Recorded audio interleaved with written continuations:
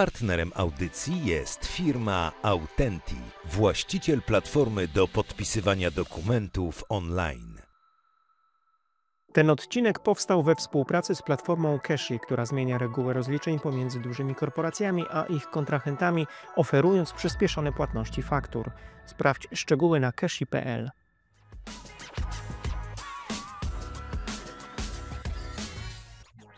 To jest biznes, w którym trzeba na podstawie 60 stron zrobić plan na biznes i oczarowanie przynajmniej 2 milionów widzów, czy w kinie, czy przed telewizorami, czy przed ekranem dzisiaj komputera, czy smartfona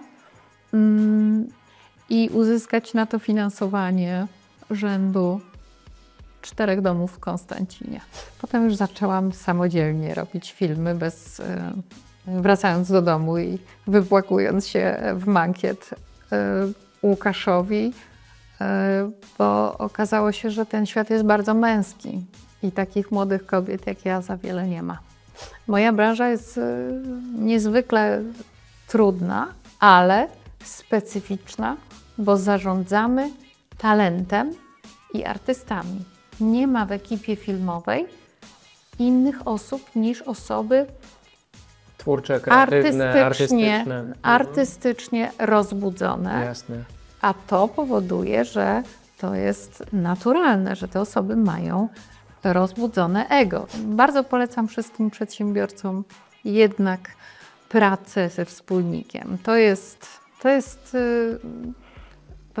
jeśli chodzi o to obciążenie, odpowiedzialność, to jest możliwość podzielenia się tym, czego nie wiemy, czego się lękam, decyzji, nieustanne przegadywanie, czy ja dobrze zrobiłam, czy dobrze robię. Myślę, że jak 2 razy dziennie do Janka nie zadzwonię, to jestem chora. Budzę się rano, zawsze widzę przyszłość. Ja już nie pamiętam, ja zapominam. Jestem naprawdę osobą, która zapomina o problemach dnia problemy. Okay. Taka rozmowa jest dla mnie ogromnym wysiłkiem, bo ja muszę przypomnieć sobie, co było ważne, co mniej. Bo przeszłaś już dalej. Bo ja myślę o przyszłości. Okay.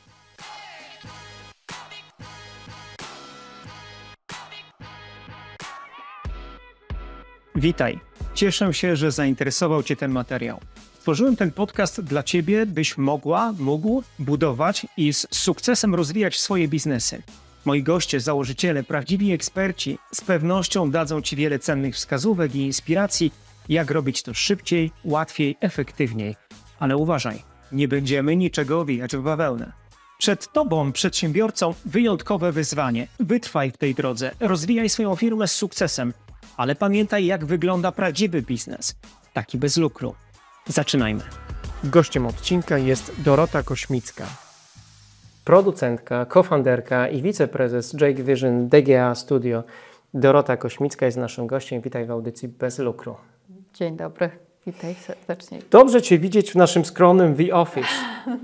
To nie są Siedlce, to jest warszawski Mokotów, ale coś na wzór biura.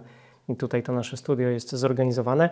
Ja nie mogę, Dorota, trochę jestem na przegranej pozycji już na starcie, dlatego że moje pytania, no wiesz, są takie trochę bez owijania w bawełnę w tej audycji, ale ja Cię tak lubię za ten serial, za The Office, za tą determinację, jaką miałaś, żeby zekranizować tą polską wersję, że ja chyba nie dam rady dzisiaj wyciągnąć tych pytań najcięższego kalibru. Będę Cię rozmiękczać, moim The Office. Okej, zacznę nietypowo. Średni czas trwania odcinka serialu, powiedzmy dla telewizji, to jest ile minut? No, jeśli chodzi o rozrywkę, czyli seriale komediowe, to one mają około 24 minut. A seriale kryminalne i obyczajowe 45. I to się w Polsce tak utrzymuje, mimo że na świecie formaty w tej chwili mają 60 minut, 70, 35. W Polsce jednak my jesteśmy bardzo przywiązani, szefowie stacji, ludzie, którzy tworzą ramówki i widzowie tym samym do takich formatów. To zróbmy dzisiaj ze 2 odcinki, dobrze? Tak, Jasne, Świetnie. robimy. Bardzo fajnie. Zresztą, Potrzebuję tylko Sychowicza i Malcolma. okej. Zresztą nie sądzę, żeby Twoją historię nie dało się opowiedzieć wyłącznie w 40 minut. W rozmowach w Biznesie bez lukru prowadzimy tutaj takie nieśpieszne rozmowy o biznesie i nie tylko o życiu w ogóle, więc cieszę się, że się zgadzasz i znalazłaś dla mnie czas. Brałaś udział, widziałem, w wielu rozmowach czy spotkaniach, ale one były poświęcone głównie filmowi, serialom, Artystom. show biznesowi, Tak, mediom. A Aktorów. tu niespodzianka. Spotykamy się w audycji dla przedsiębiorców. Jak się z tym masz? Właśnie troszeczkę, ale oswoiłam się już z tematem tak zwanej pani wiceprezes. Chociaż całe życie... Czyli prezes, bo to wice to wiesz, tak tytularnie to możemy odciąć. Tak, ale prezesem naszej firmy jest Janek Kępiński, mój przyjaciel serdeczny. Myślę, że każdy, kto zakłada własną firmę, czy prowadzi działalność, czy wraz ze wspólnikami zaczyna myśleć o poważnym biznesie, na początku jest kimś zupełnie innym. Założenie firmy, prowadzenie jej, pewna odpowiedzialność, ciężar i ranga tej instytucji, jaką jest firma, bardzo nas zmieniają, mnie też i z osoby, która siedziała zawsze na montażu i na planie, albo pisała uwagi do kolejnych draftów scenariuszy, stałam się na pewno już dzisiaj kimś innym, ale biznes telewizyjny to biznes międzynarodowy, bo media nie mają kontekstu wyłącznie lokalnego, jak wiemy. Prawda, tak. Więc myślę, że się w tym sprawdzam. Dobrze ci z tym. Czy ty wiedziałaś od zawsze, że chcesz spróbować sił działając na własny rachunek, czy to przychodziło z czasem?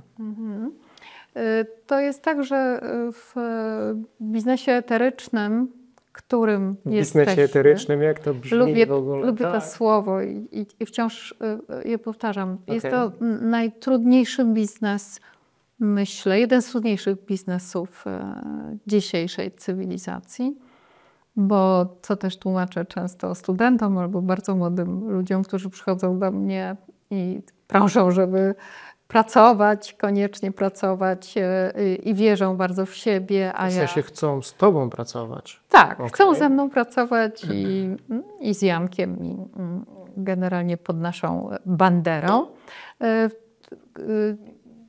To jest biznes, w którym trzeba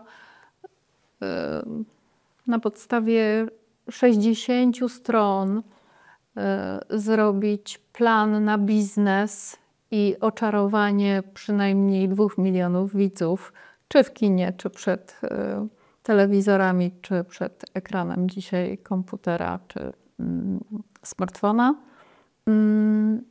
i uzyskać na to finansowanie rzędu 4 domów w Konstancinie. No tak. I to jest piękno tego biznesu, ale jednocześnie czyste szaleństwo.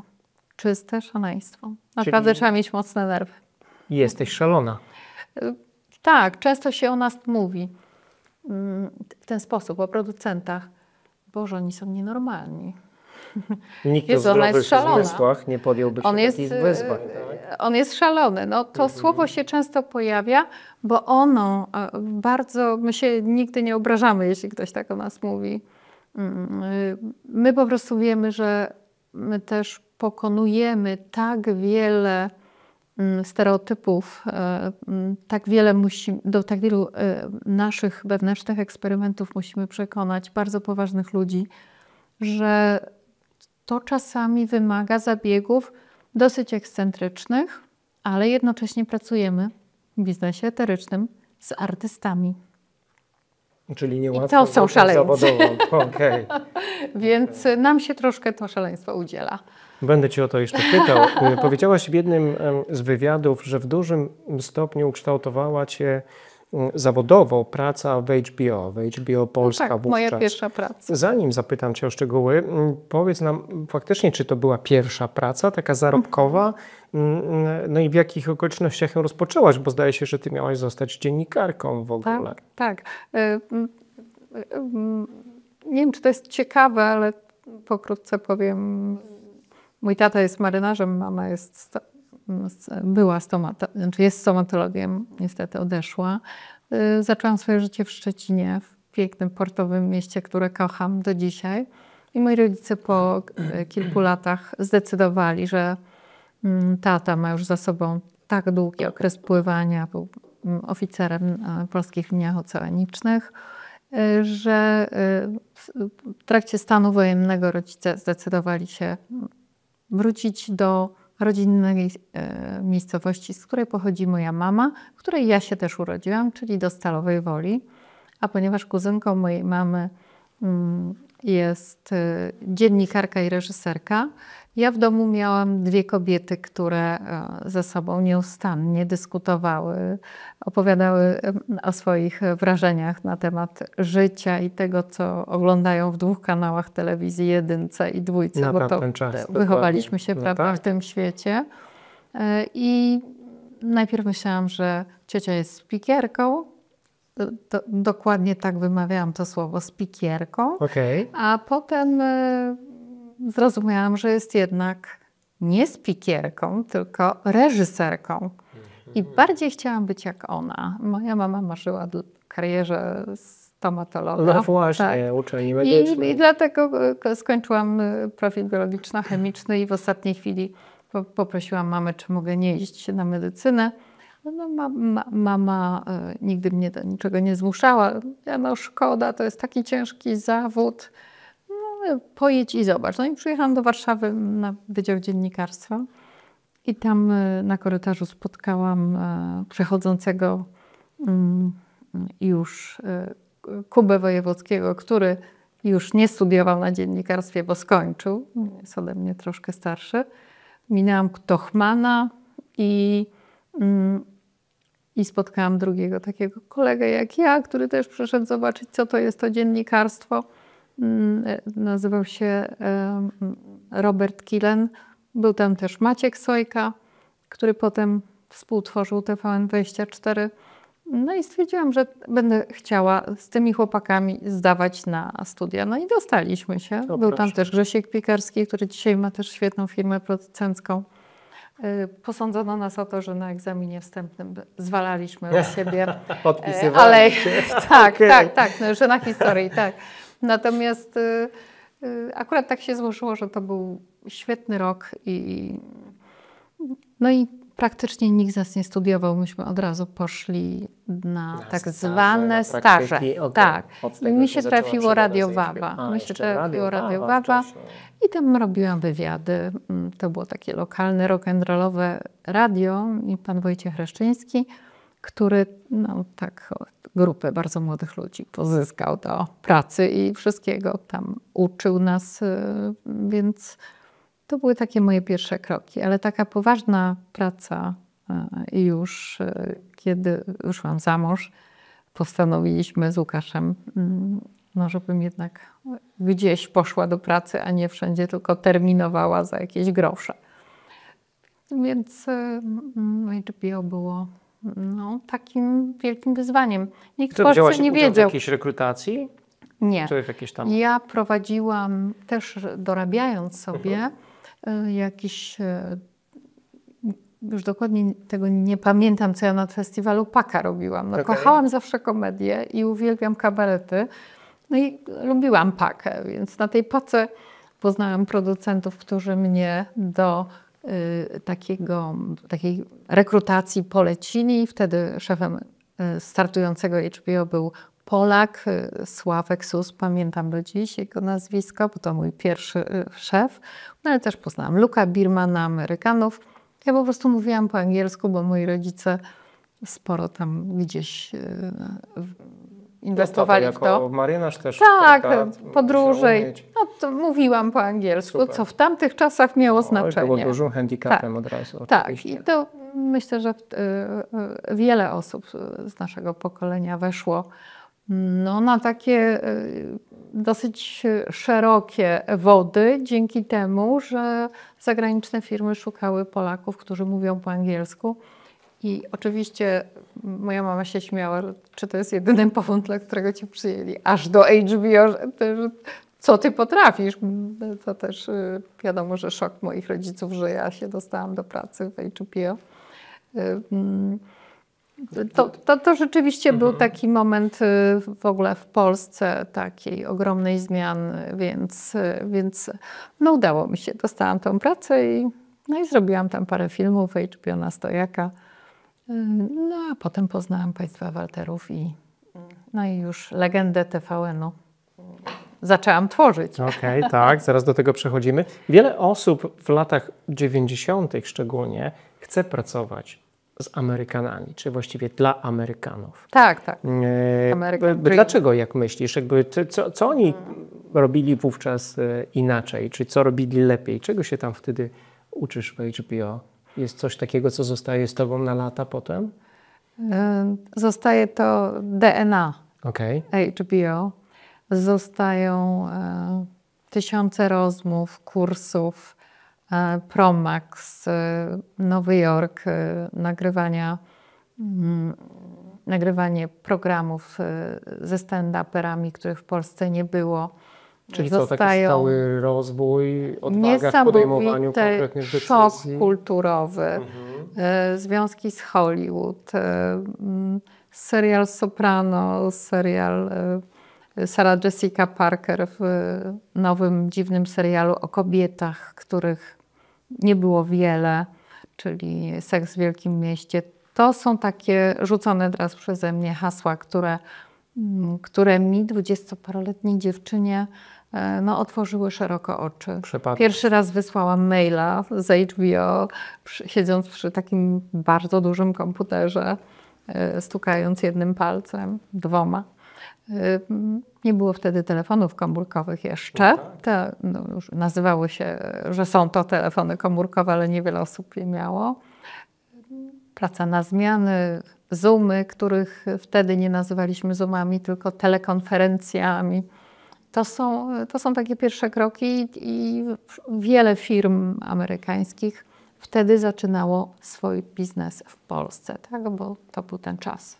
I tam zostajesz szefową produkcji oryginalnych. Też z czasem jakieś taki, w sensie zaczynasz i potem awansujesz? Zaczynam marketingu, przechodzisz marketing, PR i original production. To było pod jurysdykcją szefa Sławka Susa. Był Tom Powers, który był też na stanowisku takiego dyrektora marketingu, który również miał dosyć dużo do powiedzenia, jeśli chodzi o wybory nasze przy programingu polskim. No i nasza obligacja wtedy do inwestowania w polską kinematografię. Ja akurat w domu miałam filmowca, który wzrastał ze mną, Łukasza Kośmickiego, który akurat wtedy zadebiutował w grach ulicznych i jako operator i w Poznaniu 56. No potem już zaczęłam samodzielnie robić filmy, wracając do domu i wybłakując się w mankiet Łukaszowi, bo okazało się, że ten świat jest bardzo męski i takich młodych kobiet jak ja za wiele nie ma. Jedyną kobietą, która mi towarzyszyła od początku, była Nina Terentiew i wtedy bardzo unikatowa producentka Wiola Zaorska, z którą zrobiłam 2 filmy i programy telewizyjne. To była taka pierwsza kobieta producentka, od której się też bardzo wiele nauczyłam. No i pani Nina. I co ci wtedy mąż powiedział, jak widział cię tak zapłakaną właśnie? Jak wspierał? Łukasz jest twardzielem. Wierzył we mnie. To walczyłaś z atakami. Wierzył we mnie absolutnie. Wspierał mnie. No jak tam naprawdę udało nam się zrobić kilka filmów. Na pewno jest to bardzo męski świat, a ja jeszcze na początku niewiele umiałam. Natomiast byłam pełna wiedzy książkowej, kochałam kino. Kiedyś dorabiałam sobie, prowadząc taki program, seryjny seans filmowy, który reżyserowała Ewa Banaszkiewicz. Pamiętam, Mateusz Berner też był współprowadzącym w niektórych segmentach. I od czasu tego programu gdzieś ten bakcyl kina we mnie rósł. Natomiast HBO to była telewizja, która słynęła z seriali na świecie. Nie na darmo mówię o Soprano, bo to był jeden z pierwszych seriali o tak ogromnej sile. Oczywiście światowa dystrybucja, język angielski to jest coś, co do dzisiaj jest dla nas nieporównywalne, jeśli chodzi o pole rażenia produkcji, bo my produkujemy w języku polskim, w którym mówi może 40 parę milionów, a po angielsku mówią miliardy. Więc my dzisiaj produkując seriale z sentymentem wspominam ja i chyba wszyscy producenci serial HBO, bo on tak ukształtował nas w takim poczuciu, że ta poprzeczka jest bardzo wysoko postawiona. HBO to była poznanie DNA HBO i pamiętam 35 milionów abonentów, o których myśmy tutaj marzyli w Polsce, żeby ludzie kupowali. Że subskrybują te usługi. Tak. Okay. To nie było takie łatwe, bo w Polsce było ogromne piractwo, ale HBO krok po kroku prężnie się rozwijało, aż do dzisiaj. Co się dzieje, że zostawiasz tę amerykańską firmę i jednak decydujesz się zrobić coś inaczej, zrobić coś dla kogoś innego? HBO ze względu na właśnie rzeczone piractwo miało taki moment zawahania i zlikwidowało. Zresztą również w ciągu ostatnich kilku lat miało to miejsce, że zlikwidowało biuro w Polsce i przeniosło biura na Węgry. Ja na Węgry nie pojechałam. Już wtedy byłam chora na cukrzycę. Zachorowałam właśnie pracując w HBO. Zostałam tutaj w Polsce i pamiętam, jak przyszedł pomóc mi się pakować do mnie do pracy Maciek Sojka i mówi: słuchaj, powstaje telewizja prywatna i ja powiedziałem szefowi, on się nazywa Mariusz Walter, że ty produkowałaś i ściągnęłaś Marcina Dańca do HBO. I on mówi, że chciałby cię poznać. On z żoną swoją właśnie rozmawiał i powiedział, że to byłoby super, gdybyś ściągnęła Dańca do TVN-u. Dodam, że Marcin Daniec, mimo że dziś jest na topie, to wtedy był na mega topie i był jedynym stand-uperem, no tak, jakiego prawda. mi się udało naprawdę zaprosić do HBO na stojaka. Zresztą jest to bardzo śmieszny program i przez wiele lat się wstydziłam tej nazwy, którą sama zresztą wymyśliłam z Jurgiem Dzięgielskim, siedząc i zastanawiając się, jak zrobić stand-up w Polsce, żeby ktoś zrozumiał ten tytuł, bo w Polsce był właśnie Festiwal Paka, tak? No tak. I Piotr Bałtroczyk. Zenon Laskowyk już nie występował. Zenon już nie występował, pan tak. Smoleń z Rzadka. Oczywiście wracając do spotkania z Maciekiem Sojką, bardzo się ucieszyłam, że ma taki pomysł. Kompletnie nie wiedziałam, co będę dalej robić i spotkałam się z Mariuszem Walterem i panią Bożeną, ale no, merytorycznie troszkę spodobało się to, co zrobiłam w ogóle w tym HBO panu Mariuszowi i panu Janowi Wejhertowi i tak się zaczęła moja praca. I zdaje się, że Mariusz Walter miał duży wpływ później na twoją karierę zawodową. Tak, on docenił to, że w HBO zrobiłam 12 filmów fabularnych jako młoda producentka, a on lubił młodych ludzi i dawał im szansę.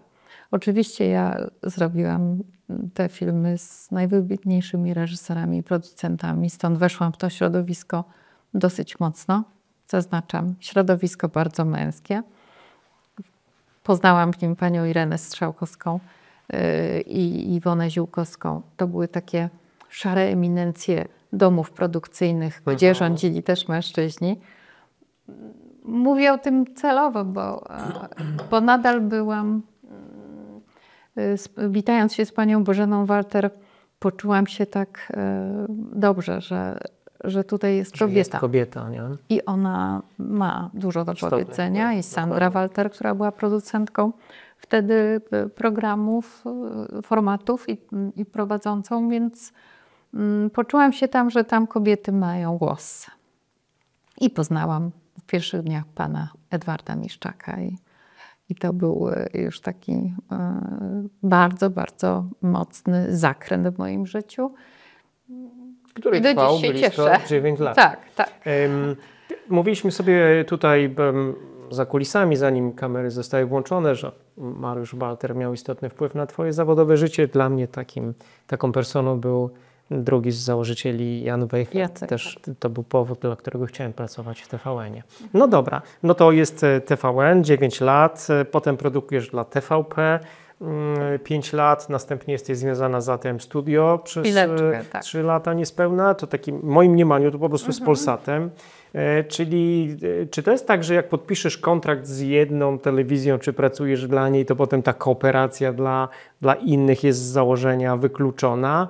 Wiesz, rozmawiamy tutaj do przedsiębiorców o różnych historiach, te kwestie konkurencyjne też bardzo interesują mnie. Ja odeszłam z TVN-u w pełnym rozkwicie mojej kariery, po wielkim sukcesie Niani, po telekamerach dla Kasi i Tomka, po zrobieniu też filmu z panem Machulskim jako producentka młoda. To było wtedy Vinci 1. Tam oczywiście. I Nigdy w życiu z panią Łebkowską i panem Lampką. Odeszłam, bo zaczęłam źle się czuć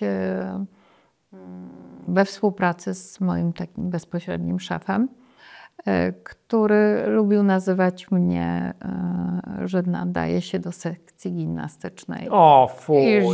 I że jestem idiotką. I myślę, że taki ciężar odpowiedzialności, kiedy zaczęłam przygotowywać się do zrobienia filmu jako producent w TVN-ie, ten ciężar spowodował, że ja się zupełnie spaliłam, przestraszyłam i przestałam w siebie wierzyć. I to był taki zakręt, kiedy spotkałam też przypadek. Spotkałam Sławka Jóźwika. Nie ma przypadków. Nie ma przypadków. Odbierałam telekamerę, już jakby wiedząc, że ta telekamera dla Niani, Jurka Bogajewicza, Agnieszki Dygant, że to jest nasza wspólna praca, ale czułam, że ja tego filmu nie zrobię.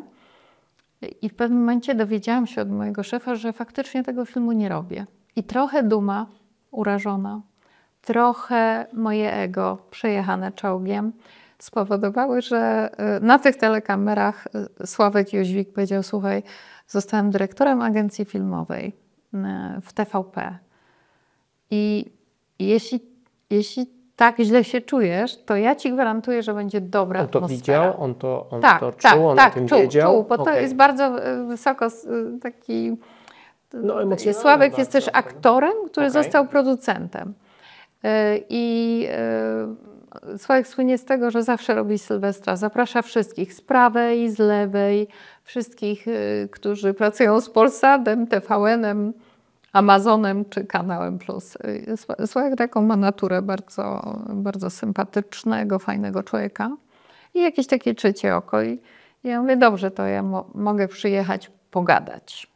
Ale byłam trochę, przyznam szczerze, że naprawdę było mi tak źle gdzieś, mimo tego sukcesu, mimo tej telekamery, mimo tych gratulacji. No i wszyscy, którzy ze mną pracowali, widzieli, że ja się zaczynam pakować, a mój szef nawet nie pyta, a gdzie ty się pakujesz. Oczywiście pamiętajmy, że byłam wtedy bardzo młodą osobą i nie wiedziałam, że kiedyś zostanę silną producentką ze wspaniałym facetem, który jest i przyjacielem, i wspólnikiem. Ja wtedy po prostu przestałam w siebie wierzyć i ten Sławek z tym prezesem telewizji, który mnie namawiał, żebym przyszła, bo widział tą Nianię, Kasię i Tomka, to widział na podatny HBO, grunt, i on prawda? mówi sobie, my potrzebujemy młodych ludzi, zupełnie apolitycznych. Też do końca nie wiedziałam, jak wygląda praca w telewizji polskiej. Dziękuję, że o tym mówisz. To są dosyć intymne historie, ale to była jedna taka toksyczna sytuacja właśnie z jedną osobą, czy w ogóle... Z jedną.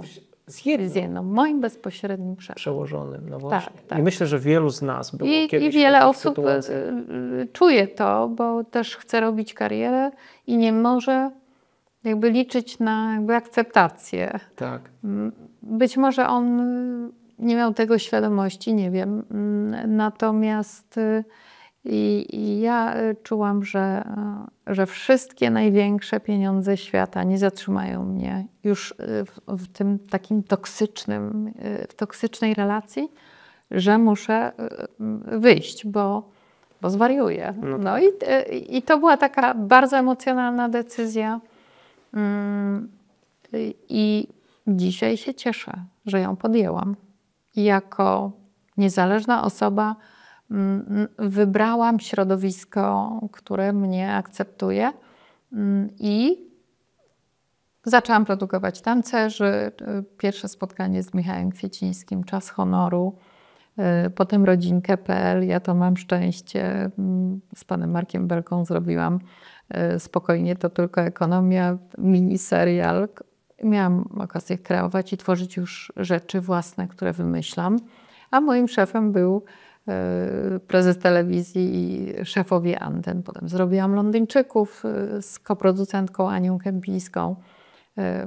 Mega format, który miał tylko 2 sezony. W pewnym momencie jednak też zaczęłam widzieć telewizję, że jest to jednak instytucja dosyć mocno upolityczniona i te wyrzucanie tych prezesów i zmiana, potem pojawiło się już kilku szefów agencji. Zaczęłam rozumieć i dosyć mocno się zaprzyjaźniłam z Andrzejem Muszyńskim, prezesem ATM-u. I w momencie, kiedy już zrozumiałam, że sięgnęłam tego szklanego sufitu,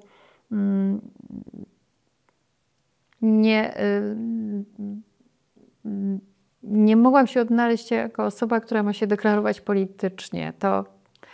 A to były takie czasy. Tego od ciebie? To zawsze tak Jasne. jest, że jednak zmiany prezesów powodują wyrzucanie. I ja nie byłam osobą z żadnej strony polityczną, bo ja jestem wychowana w duchu komercji, platformy HBO, Jasne. telewizji TVN i ja szłam dalej. I pomyślałam sobie, że muszę iść dalej. I złożyłam wypowiedzenie. Andrzej zaproponował mi zrobienie czegoś, co chcę, co jest moje. I od początku zaczęłam pracę nad Drugą szansą i Małgosią Kożuchowską, która była wtedy w ciąży, kończyła moją ukochaną rodzinkę, urodziła Jasia, a ja w tym czasie napisałam z grupą fajnych scenarzystek scenariusz i z tym poszliśmy do TVN-u z Andrzejem i Edek Miszczak, pan dyrektor Miszczak, oczywiście, przepraszam za poufalanie się tutaj, pan dyrektor Miszczak kupił ten pomysł. I już jako producent zewnętrzny produkowałam to jako niezależna osoba, ale pod banderą jednak Andrzeja i ATM. No to po tych doświadczeniach z tymi wszystkimi ważnymi telewizjami w Polsce, no nie miałaś wyjścia, musiałaś iść na swoje. Nie, rynek się też rozwinął, wiesz, to też było równolegle, rozwijał się rynek. Powstał Player, powstała IPLA, powstały platformy. Czyli pojawiły się alternatywy trochę. Tak. Okay. Rynek się rozwinął szerokiej dystrybucji. I potrzeby rynku też zaczęły się, już nie ograniczały się do 3 stacji, tylko tych platform rozmowy i producentów kreatywnych, bo ja głównie byłam producentem kreatywnym zawsze, czyli takim, który odpowiada za obsadę, scenariusze, twórców, montaż, udźwiękowienie, efekt ostateczny też dzieła i szeroko rozumiany sukces serialu, to przyszedł taki moment, że pomyślałam po rozmowie z dyrektorem Miszczakiem, że chcę stanąć jeszcze raz w TVN-ie na planie i robić samodzielnie dla bezpośrednio szefa TVN-u seriale. To było jakieś takie zdarzenie z demonem na zasadzie, a ja ci teraz pokażę, wracam do tej samej stajni trochę, ale jakby z innej perspektywy, na innych warunkach, co? Tam nie Myślę, że już myślałam o samodzielności. Okay. Myślałam, a ponieważ TVN był moją ukochaną stacją, bo ja tam nie miałam ani jednego wroga, oprócz tej jednej osoby, która zaburzyła na pewno moje poczucie wartości, odsyłając mnie do sekcji gimnastycznej, to przemawia przeze mnie cały czas jakiś taki... mam z tym problem. Dobrze, to mam z tym problem. Tak? Więc wróciłam już niezależnie, na innych zasadach. Wynegocjowałam swój kontrakt. Pamiętajmy, że ja jestem dziewczyną ze Stalowej Woli. Ja nie miałam nikogo, kto będzie tam zabiegał o moje różne tam apanarze, czy ja wrócę, czy nie wrócę. Adoptowałam syna i to było dla mnie najważniejsze, żeby go utrzymać. I byłam samotną matką, więc samotna matka wróciła do TVN-u. Zrobiłam drugą szansę, pan dyrektor był zadowolony, widzowie również. Współpracowałam tam z działem produkcji fabularnych, składałam pomysły, zrobiliśmy diagnozę, zrobiliśmy kilka sezonów seriali, które oglądały się. Wiele się nauczyłam, ale też bez kokieterii, oglądały się. Tak, dobrze wiemy, jak się oglądały się, ale jednak myślę, że każda samodzielna osoba, która jest zdeterminowana, bo musi, bo trzeba odprowadzić dziecko do przedszkola, zdążyć do pracy, potem je odebrać. Zaczęłam myśleć o tym, że chciałabym mieć swoją strukturę, chciałabym mieć swoich ludzi, chciałabym robić to, co moi koledzy producenci. Teraz już nie musisz nikomu niczego udowadniać? Nie. Ale to wynika z tego, że po pierwsze TVN dał mi też takie poczucie przy powrocie do TVN-u, że docenia i to, co zrobiłam, i to, co wymyślam, i jak to robię, i jaki jest tego efekt.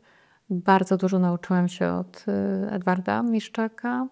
Pozdrawiamy. To jest serdecznie, pozdrawiamy pana dyrektora. Natomiast miałam tam przyjemność pracy z Kasią Śliwińską, z którą pracowałam jako headwriterką. Dzisiaj Kasia pracuje w Netflixie z przecudowną babą, producentką, niezależną osobą, Martą Grelą, która wyprodukowała ze mną również potem już jako nadzorujący mnie producent ze stacji, a ja już jako firma, serial Motyw, Tajemnicę zawodową. Poznałam tam świetnych ludzi i myślę, że z tej grupy TVN, a wtedy ITI jeszcze, wywodzi się, podobnie jak i ty, bardzo wielu świetnych ludzi, mediów. I nie będę wymieniać nazwisk, bo wszyscy je znamy.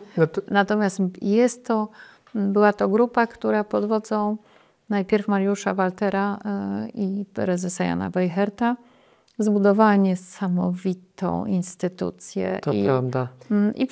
Ona przerosła oczekiwania pewnie wszystkich i nikt nie przypuszczał, że coś takiego powstanie, a powstało. I TVN24 to też walka o tą stację, obserwowanie zmagań prezesów o to, żeby ta niezależność trwała i była. Monika Olejnik, za którą też przepadam, Anita Werner, Bochankę, to są te osoby, które gdzieś tam dodawały mi takiej wiary w to, że to jest ta stacja, która też wierzy w kobiety. To mnie zawsze ujmuje, moi drodzy, że mimo tego, że światła i kamery są zorientowane na mojego gościa, który ma już zacne osiągnięcia, to z taką dobrą emocją wspomina też inne istotne nazwiska osób w twoim życiu akurat konkretnie, które się przyczyniły do tego, że i ty rosłaś, że byłaś w dobrym miejscu. To jest bardzo fajne. No dobrze, pani prezes, wracamy do obowiązków zawodowych. Jest pani producentką, więc to jest bardzo ważne pytanie, Dorota, w twoim zawodzie. Co jest najważniejsze, co jest kluczowe? Determinacja. Bo właśnie, bo tak wydaje mi się, zanim o tej determinacji jeszcze, że wiesz, że w twojej pracy potrzeba być kim? Sprawnym organizatorem, bardziej finansistą, marketerem, sprzedawcą, czy każdym po trochę? Jak to jest? Poza tymi cechami już charakteru. Trzeba dźwigać odpowiedzialność. Okej. Wiesz, że to jest cecha potrzebna każdemu przedsiębiorcy. Jeśli tylko nawet zaczyna myśleć o tym, że chciałby coś zrobić i się nim stać nawet, to jeśli nie dźwigacie odpowiedzialności, nie lubicie jej, ona ciąży, chcecie się jej pozbyć, to nie ma co startować. Okej. Trzeba mieć taką cechę. Może się tego nauczyłam z domu, od moich dziadków, babć, kobiet mojej rodziny, ciotek, wujków. Wszyscy byli działaczami. Mój dziadek był partyzantem, księgowym partyzantki południowo-wschodniej Polski, Janów Lubelski, pseudonim Biarus. Mój wuj walczył pod Monte Cassino. Ja jestem z takiej rodziny działaczy, ludzi, którzy stawiają się w obronie innych. Harcerstwo bardzo dużo mi dało na przykład i to, że prowadziłam swoją drużynę młodszoharcerską i uczestniczyłam rok w akcji Bieszczady 40. To są takie jakieś banalne wspomnienia, ale wiem, że to kształtuje. Tak, to kształtuje na pewno, bo to jest 8 lat bycia zuchem i 4 lata bycia harcmistrzem Polski Ludowej. Pięknie. Harcerstwo dało mi umiejętność pracy w grupie. Mam nadzieję, że ten odcinek będą oglądać też młodzi ludzie. Tak, mam nadzieję. Plus bo stalowa wola, praca to co mówisz. w grupie tak.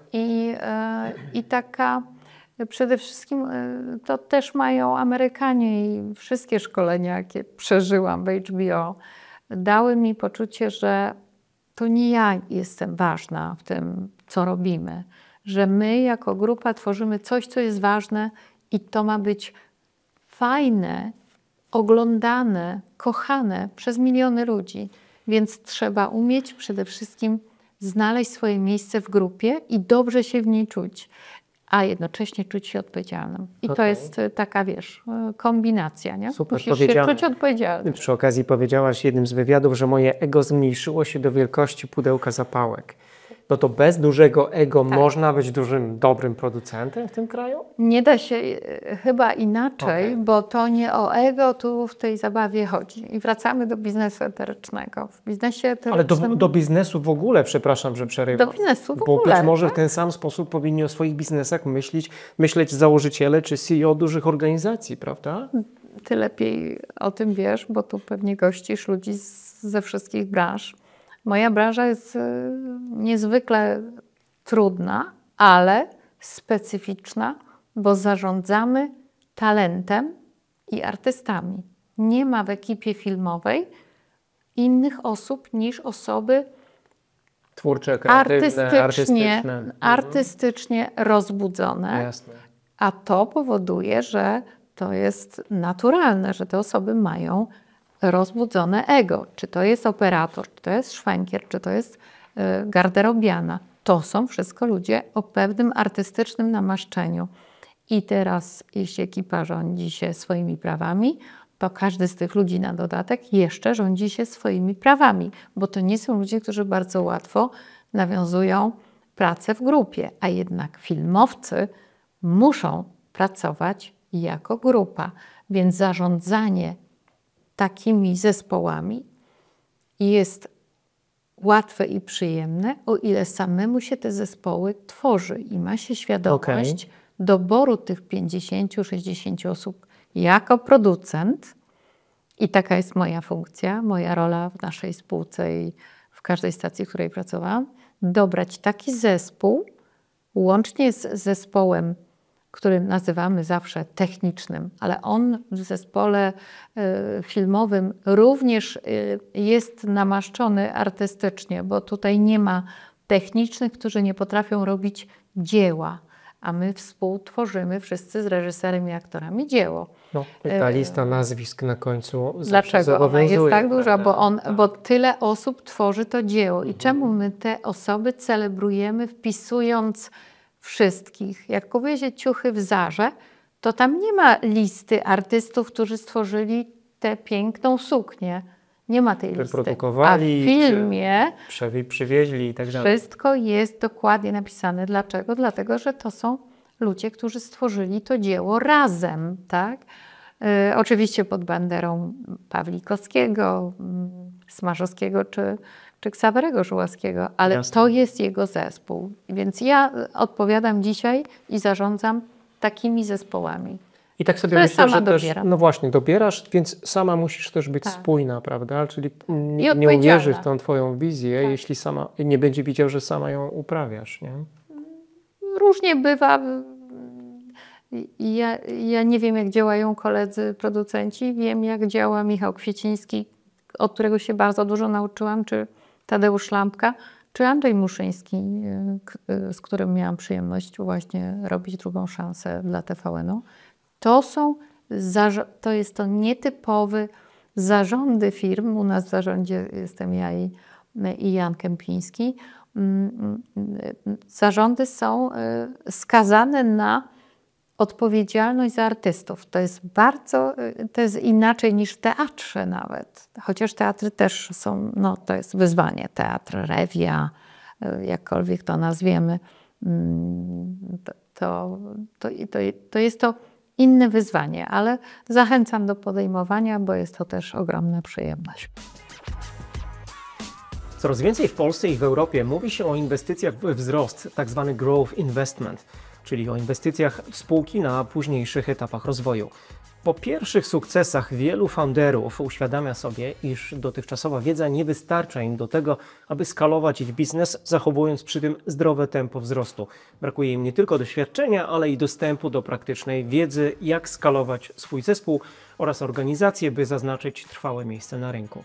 Ci zdeterminowani szukają odpowiedzi w doświadczeniach i historiach innych founderów, które opowiadane są jednak najczęściej za granicą, bo w Polsce brakuje nam przestrzeni do rozmowy o realnym skalowaniu. Ale tak było do wczoraj. Fundusz Warsaw Equity Group wraz ze swoimi partnerami tworzą Scale Up Gathering, wyjątkowe miejsce dla założycieli biznesów, którzy nie tylko chcą słuchać, ale przede wszystkim wdrażać konkretne rozwiązania. 20 marca poprowadzę w ramach tej inicjatywy masterclass o skalowaniu firmy wraz z jej founderem, czyli przedstawię recepty na to, jak nie spowalniać wzrostu firmy, będąc jej założycielem i skutecznie przejść wraz ze swoim zespołem kolejne etapy w rozwoju. Jeśli budujesz Scale Up lub jesteś na etapie ekspansji, dołącz do nas koniecznie. Szczegóły i rejestracja w opisie tego wideo lub na LinkedInowym profilu Warsaw Equity Group. Zapraszam. Naprawdę musisz być szalona, bo ty zakładasz działalność gospodarczą i czynisz prezesem tej twojej spółki kogoś, kto w ogóle nie jest związany z branżą. Tak. No z tego to się musisz nam wytłumaczyć. Tak. To jest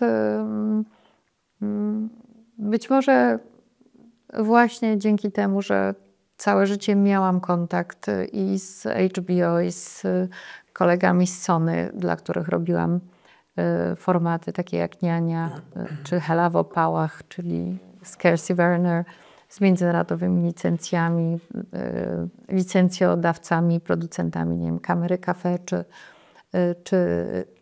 czy Niani, czy międzynarodowych znanych formatów, czy Rodzinki.pl, czy Le Paron, tak zwanego kanadyjskiego formatu. I ja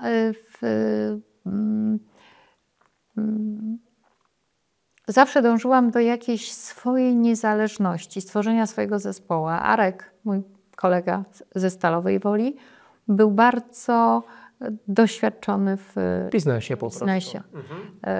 Zupełnie inna branża, kompletnie inna, a znajomość i zaufanie, co jest też bardzo potrzebne. I z tym chyba największe w życiu mają moi przyjaciele, rozmaici problemy, że to zaufanie czasami nie do końca się weryfikuje pozytywnie, bo to są pieniądze. A Arek okazał się bardzo bezinteresowną osobą, która po prostu chciała mi pomóc, wiedząc, że jestem osobą niewykształconą w żaden sposób.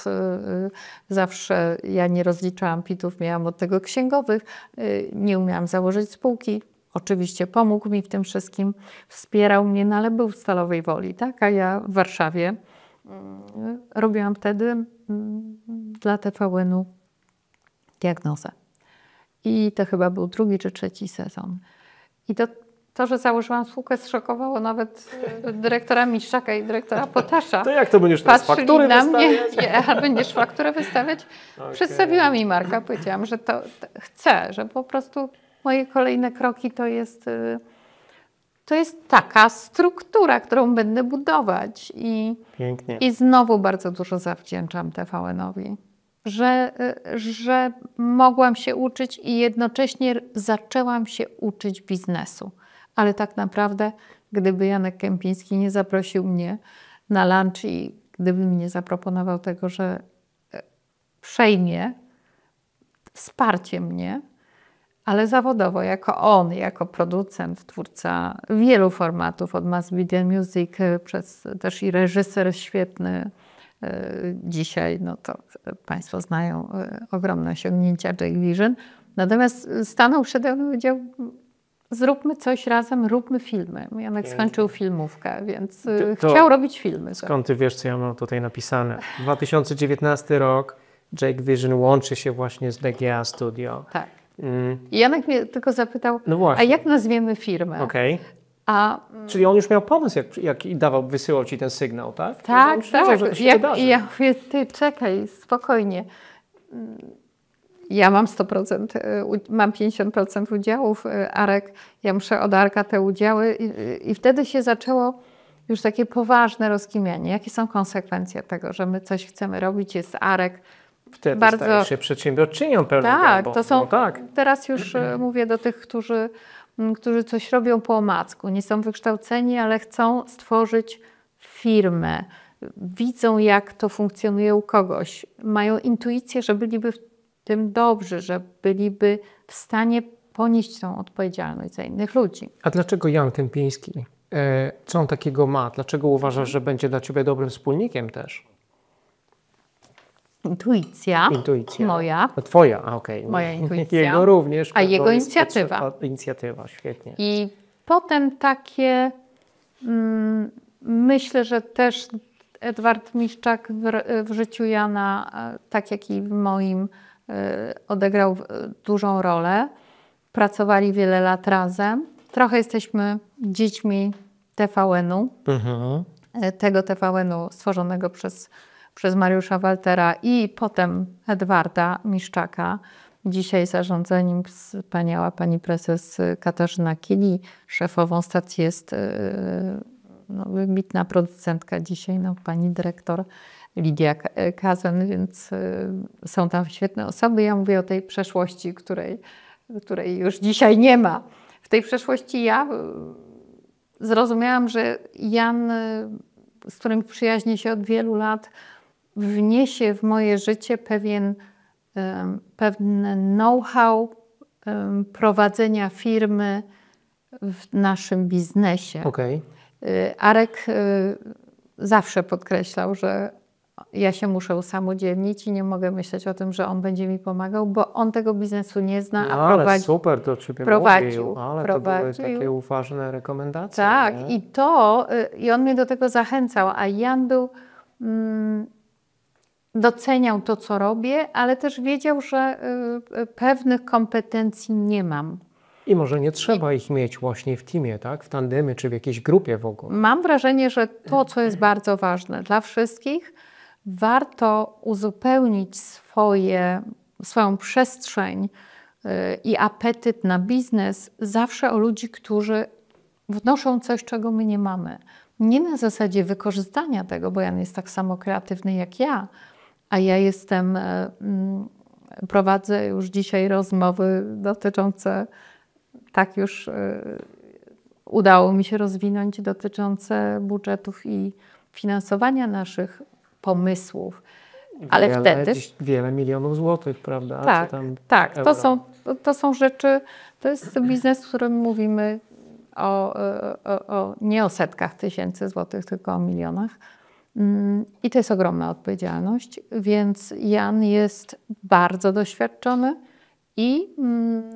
wraz ze swoim dyrektorem finansowym, Hubem, podali mi rękę. Dokładnie podali mi rękę. Świetnie mówi po polsku, ale nie jest Polakiem. Tam różnice jakieś kulturowe nie wchodziły, czy nie wchodzą w rachubę? Jest nie Polakiem, uwagi? jest jego tatuś był Polakiem świętej pamięci. No tak, rzeczywiście. Mamusia jest Holenderką, wspaniała babka. No, ma partnerkę Sylwię, jest Polką, chłopcy, synowie mówią po polsku. Jan oczywiście jest wychowanym w kraju, który wiele mu dał tego czegoś, co mają Holendrzy. Jedni z najwybitniejszych twórców telewizji i formatów telewizyjnych również. Filmu. To jest bardzo zdolny naród. Tak, to prawda. Specjalizujecie się w wysokobudżetowych projektach. Taka deklaracja widnieje na waszej stronie internetowej, które pokochały miliony widzów. Skąd takie pozycjonowanie właśnie, że to mają być... Nie wiem, kto to wymyślił, to zdanie. Naprawdę? No. Oczywiście nie chodzi o to, żeby powiedzieć, że w pewien sposób jest to żargon telewizyjny, który może dla osoby, która teraz to ogląda, brzmieć jakoś tak nienaturalnie, czy wręcz głupio. My po prostu specjalizujemy się w dużych projektach i jesteśmy w stanie je współfinansować, przeprowadzić na arenie polskiej, ale też międzynarodowej, zrealizować zdjęcia w Hiszpanii, Grecji, Francji, Belgii, robić filmy z Włochami, Francuzami, Anglikami.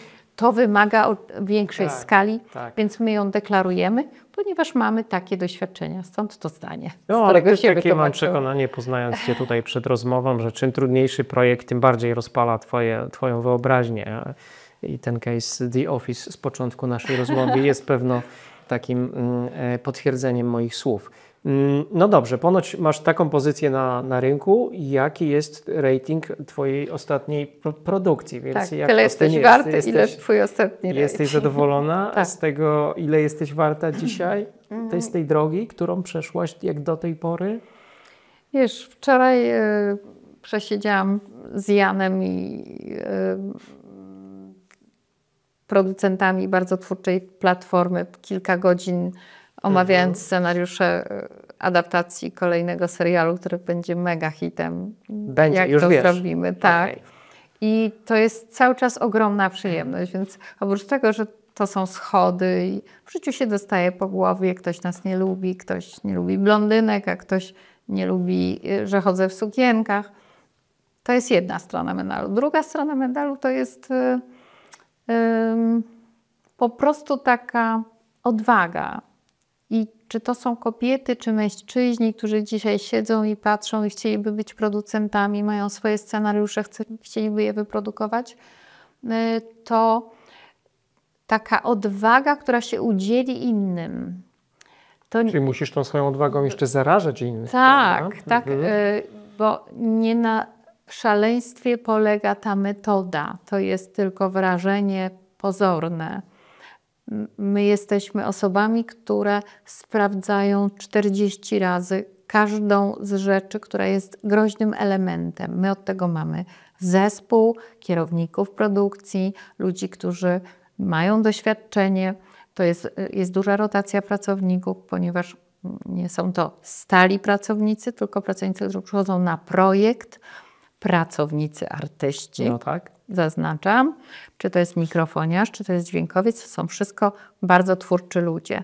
I my odpowiadamy za nich, oni popełniają też życiowe błędy różne w trakcie tego stosunku pracy. Te błędy spadają na nas. My w związku z tym musimy mieć świadomość, że jak powiedziała Ula Wolska, dziś filozofka, ale kiedyś bardzo prężna producentka, kim jest producent? I Ula tak rozkładała zawsze ręce i mówiła, problemy, chodźcie do mnie. Okay. To jest producent. I dzisiaj jest filozofką, czytam jej wspaniałe publikacje, wiersze. Już jest gdzieś dalej, tak? Tylko doradza, ale takim mentoringiem przez jakiś czas była moją mentorką. Myślę, że wiele wynika z pracy nad sobą, którą my z Janem dzisiaj jako para liderów naszej własnej firmy, my ją nieustannie wykonujemy. No właśnie, bo jesteś na topie, jesteś w branży znana z tego, co osiągnęłaś sama z zespołem, co udało ci się zrealizować, chociaż nie lubię tego słowa udało, bo to ono jest absolutnie nie na miejscu. Czy dalej pracujesz nad sobą? Czy dalej się rozwijasz? Czy dalej dotykasz takich obszarów, na które być może nie miałaś wcześniej czasu albo kapitału? Albo znajdujesz w ogóle takie chwile, w którym sama ze sobą możesz pobyć, zrobić coś dla siebie, czy jesteś cały czas w biegu? No bo przecież ta szalona praca wymaga szalonych aktywności. Fajnie jest dzisiaj, teraz ten telefon twój nie dzwoni, ale w każdej chwili ktoś może mieć do ciebie jakiś interes i ty jesteś wokół tego cyklonu. Jak to jest z tym rozwojem teraz twoim po tych wszystkich latach? Czy jest na to przestrzeń jeszcze? Nie zapomnę jednego zdarzenia na Zamku Królewskim. Byłam nominowana w kategorii Odkrycie Roku Producent do Wiktorów, takiej nagrody, nie wiem, czy ona jeszcze jest, ale wtedy była transmitowana z pięknych wnętrz Zamku Królewskiego przez Telewizję Polską. I ja wchodziłam po schodach, ładnie się ubrałam, byłam zaskoczona, że jestem nominowana, ale jednocześnie dumna. Lubimy takie zaskoczenia. Mijał Dokładnie. mnie pan Sławek Zieliński, pani Nina Terentiew. No i tak pnę się z lekką zadyszką po tych schodach do tej sali pięknej, gdzie wszystkie złocenia mnie oślepiły. I staje przede mną główny organizator i taki nestor, twórca tej nagrody, starszy pan, niezwykle znany i z ogromnym bagażem doświadczeń w tej starej telewizji, w tych starych jeszcze historycznych czasach wspaniałej telewizji, która była tylko jedna, jedyna na rynku, była jedynka i wysokich dwójka. standardów, prawda? Tak. I on tak staje przede mną. Ja byłam na bardzo wysokich obcasach, więc był tak niższy ode mnie. I mówi: dzień dobry, to pani jest Dorota Kośmicka? Mówię: tak, tak. Wie pani co? Tak chciałem panią zapytać, jak się pani tutaj dostała? I to było dla mnie tak zrozumiałam, że ja, kobieta na tych obcasach w tym pałacu, sama, bo nikogo tam nie znałam. Podziwiałam Michała Kwiecińskiego i to jest człowiek, który nie minął mnie, tylko poszedł powiesić płaszcz i od razu spędziliśmy miło wieczór i podziwiałam oczywiście Michała, który tą nagrodę dostał jako producent za czas honoru, który ja z nim współtworzyłam z ogromnym sercem i przyjemnością pracy z nim, ale wiem, że ten doświadczony mężczyzna, który wymyślił tą nagrodę, on naprawdę był zdziwiony, że ja tam jestem. Ale on to powiedział z taką sympatią. Broń Boże, nie z krytyką ani nie podejrzliwością. Ale jednak ludzie, którzy patrzą na moją karierę, często mają taką minę. Jak ty to zrobiłaś? Co się Dlaczego nie tu jesteś? że to się może wydarzyć? I teraz młodzi Jakie ludzie... były elementy tego, że że kobieta tutaj jest. Tam była tylko pani Nina Terentiew. Szefową chyba jedynki była pani Macieja wtedy. Naprawdę kobiet na palcach jednej ręki. Dzisiaj jest tym dużo lepiej. Dzisiaj szefową TVN jest kobieta. Dzisiaj producentek jest Zyrian. Dzisiaj szefową HBO była do niedawna Iza Łopuch. Netflix jest pełen kobiet. W Kanale Plus są znakomite Małgosia Sek, pani Sadowska. No, są tam super babki i to się zmieniło. I to jest coś, co ja mogę, żeby już nie przynudzać, powiedzieć szczerze, że moja relacja z Janem opiera się też na tym, że Jan niezwykle szanuje tą moją energię kobiecą, którą i ja mam. i umie ją w jakiś sposób odbić i przetworzyć, że mimo wielu trudnych sytuacji, bo jest to jednak biznes i w dzisiejszych czasach ten biznes jest no, jakby co zakręt to zagrożenie i niepewność, to umiemy przekuwać to w sukces. Obydwoje jesteśmy bardzo komercyjnie zorientowani. Jesteśmy twórcami rzeczy na dużą skalę, jeśli chodzi o widownię. I to chciałabym, żeby wybrzmiało. My robimy rzeczy dla dużej widowni. My nie robimy rzeczy artystycznych, małych, skromnych. Postawiliśmy na dużą rozrywkę, na seriale, które się oglądają. The Office wierzyłam zawsze, że się obejrzy, dopóki nie trafiłam na Różyłę i Sychowicza. Mniejszą miałam w to wiarę, ale jak ich poznałam, to wiedziałam, że po prostu muszę wyważyć któreś drzwi. No i wyważyłam drzwi do The Office, a Janek wszedł razem ze mną, suportując mnie, a potem podejmując trudne decyzje obsadowe i tak dalej, w zespole już z Kanałem Plus. Także... No to robimy krótką przerwę na prywatę. Zadam 2 pytania. Czy będzie kontynuacja sezonu, kolejnego sezonu? Tak. Czy będzie The Office? Tak. A druga rzecz, myślę, że to nie jest tylko moja... Świetnie. Druga rzecz, to myślę, że to nie jest tylko też moja bolączka, ale wielu przedsiębiorców, którzy będą oglądać ten odcinek. Wiesz, w tym biznesie, gdzie tak dużo się dzieje, często walimy się po łapach na samą myśl o tym, że możemy usiąść i obejrzeć dobry serial, a nie jeden epizod, tylko wiesz, najczęściej z seriami. Więc ja często po tym The Office, jak zrobiłem naprawdę, czasem było tak, że zrobiłem w sobotę, wiesz, 1 sezon, to miałem takie wyrzuty sumienia, Dorota, że no wiesz, no to wszystko konkuruje z pracą, z dobrą książką, spacerem z ukochanym. Tak. Czy ja powinienem mieć te wyrzuty być twardzi, sumienia, nie oglądać telewizji. No jak to właśnie zrobić teraz? Trzeba siedzieć z dziećmi, trzeba gotować i... Tak, to jest jednak wybór, słuchaj, albo oglądasz, albo gotujesz obiad. No nie można. Oczywiście żartuję sobie. To jest duża przyjemność mieć fan i cieszę się, że to mówisz i jestem zaszczycona, że to Ci się podoba. Świetni aktorzy i po prostu dobre scenariusze. I też taka jakby czuła opieka Kanału Plus nad promocją, wiarą w ten serial, rozwiązywanie wspólnych problemów.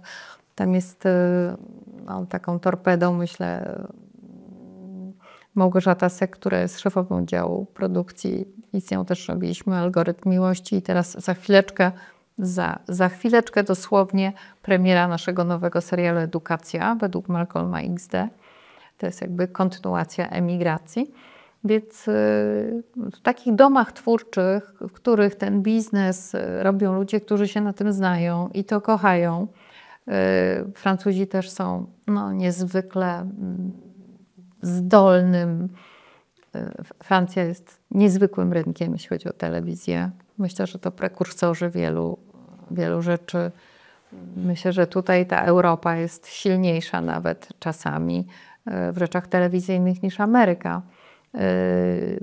Oczywiście zawsze Hollywood będzie wygrywać ze względu na skalę, no i ogromne gwiazdy, które pojawiają się w tych produkcjach, ale Europa, ja mogę być dumna z pracy z francuskimi producentami.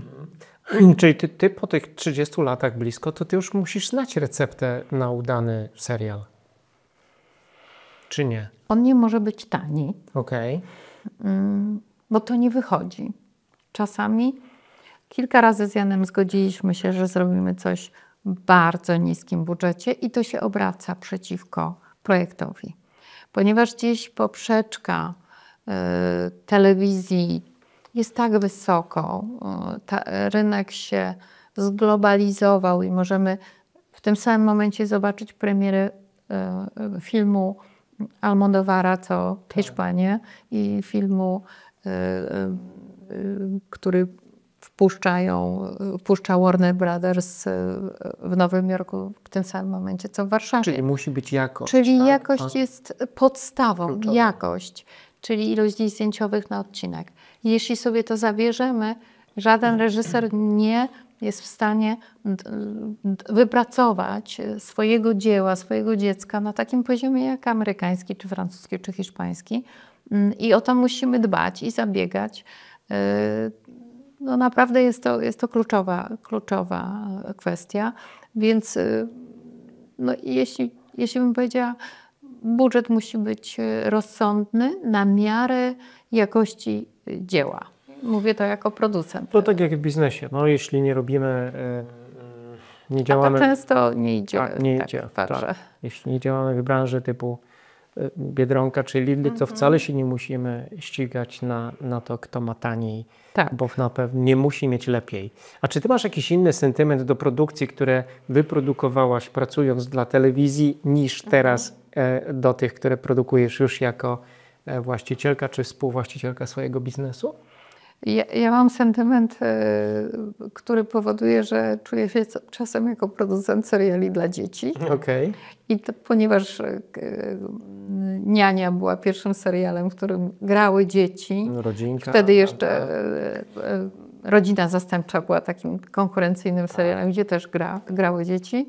No i oczywiście Rodzinka, którą ściągnęłam do telewizji, oczywiście w takiej jakby atmosferze różnych skandali, zaproponowania Gosi Koszuchowskiej przejścia do Rodzinki z M jak miłość i wychowaniu praktycznie przez 5 lat chłopców, od małych chłopców do panów. Oczywiście. Dzisiaj to współuczestniczyłam. Taką matką chrzestną ich karier, bez wątpienia.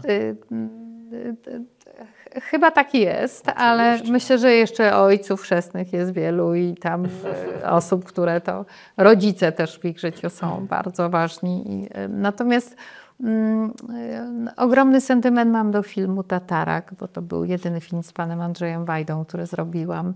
Wajzer Dawidek z panem Wojtkiem Marczewskim, czy Operacja Samum z panem Pasikowskim. No, to są takie, czy z panem Machulskim, Rzeczony Vinci.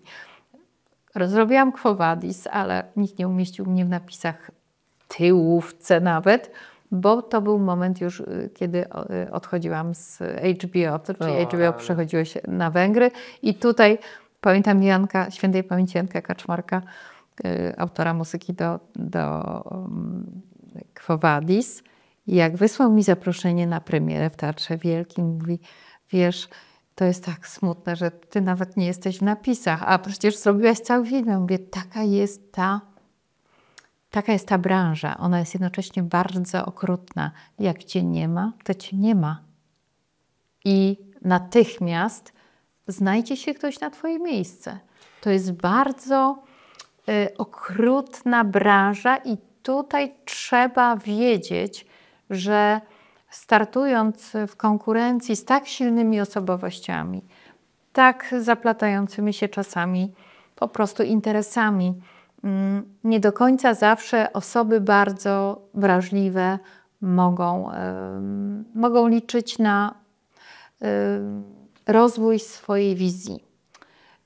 Więc myślę, że przyjmując ludzi do szkół filmowych czy produkcyjnych wydziałów wszelkich, trzeba to szczerze mówić, że to nie jest łatwy biznes, bo nieregularny, bo nie mamy rodzin, bo nie ma nas pół roku w domu, pół roku możemy być, ale jesteśmy oderwani, bo tworzymy coś w oderwaniu od kontaktu z rodziną, bo wyjeżdżamy i tak dalej. To jest bardzo kupiłaś to dużym kosztem, mówiłaś o tym, że dwa nieudane małżeństwa, tak, to do nie końca są udane małżeństwa.